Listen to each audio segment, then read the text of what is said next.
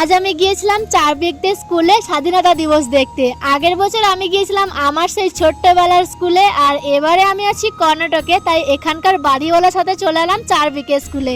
স্কুলে গিয়েই দেখি স্টুডেন্টরা সবাই একসাথে বসে আছে, আর এদিকে মাস্টাররা তাদের সাথে গান করছে, বক্তব্য দিচ্ছে, অনেক সুন্দর ছড়াও বলছে, শুনতে বেশ ভালোই লাগছিল।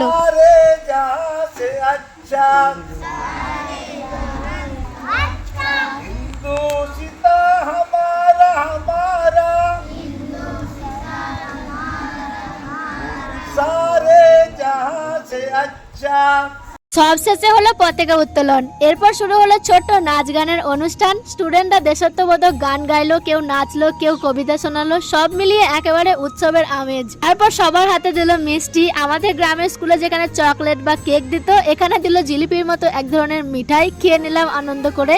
এরপর ছিল ব্রেকফাস্টে পোলাও টাইপ কিছু বানানো হয়েছিল, সবাইকে খাওয়ার জন্য আমন্ত্রণ জানিয়েছিল।